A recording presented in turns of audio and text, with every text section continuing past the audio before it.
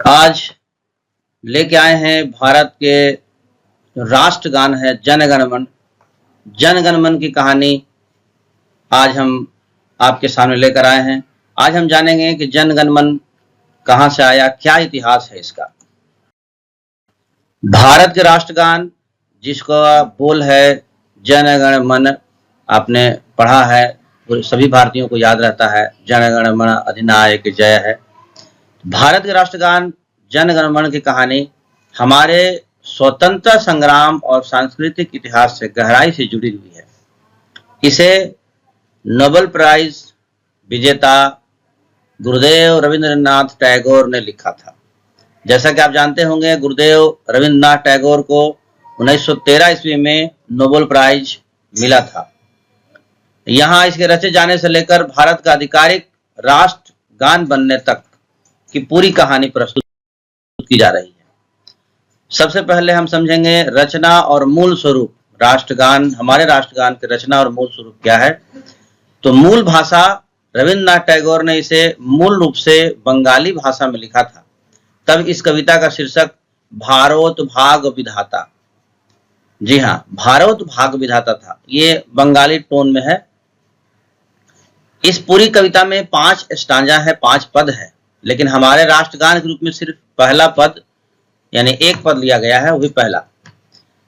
इसकी पहली प्रस्तुति यानी राष्ट्रगान की पहली प्रस्तुति, उस वक्त तक भारत का यह आधिकारिक राष्ट्रगान नहीं था, लेकिन सबसे पहले ये कहाँ गाया गया और कब इसकी प्रस्तुति की गई।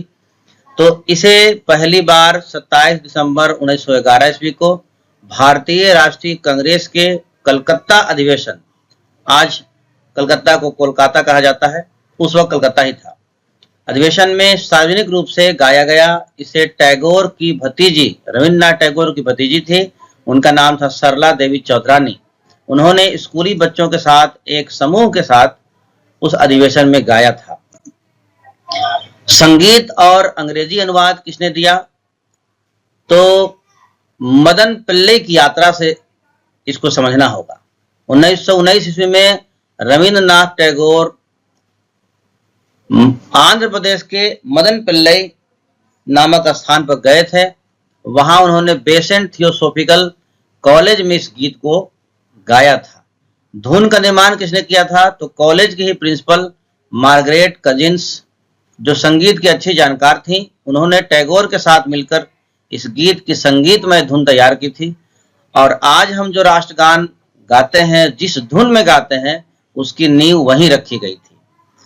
अब इसका अंग्रेजी अनुवाद मदन पिल्लई में ही टैगोर ने इस गीत का अंग्रेजी में अनुवाद कर दिया था और उसका नाम the morning song of India रखा था।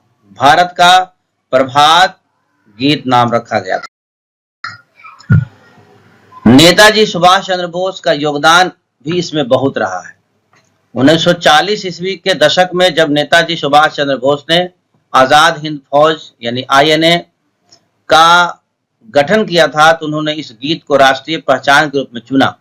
नेताजी के निर्देश पर ही कैप्टन आबिद अली ने इसकी हिंदी उर्दू अनुवाद किया था, जिसे शुभ सुख चैन कहा गया था, और कैप्टन राम सिंह ठाकुर ने इसकी धुन बनाई थी। हालांकि बाद में स्वतंत्र भारत में टैगोर के मूल गीत के हिंदी संस्करण को ही अपनाया गया। देखिए, मूल गीत बंगाली में है, इसको ट्रांसलेट किया गया इंग्लिश में, हिंदी में, उर्दू में, लेकिन राष्ट्रगान के रूप में इसको हिंदी में अपनाया गया। राष्ट्रगान के रूप में स्वीकृति कब हुई? तो भारत के स्वतंत्र होने के बाद यह सवाल उठा कि देश का राष्ट्रगान क्या होना चाहिए। वंदे मातरम और जनगण दोनों ही प्रबल दावेदार थे।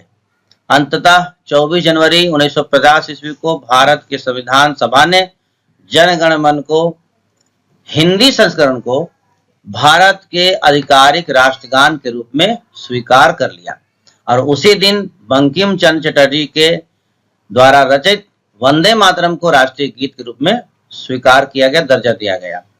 जन गण मन को गाने की आधिकारिक अवधि 52 सेकंड ही निर्धारित की गई है, उससे अधिक में आप नहीं गाएंगे।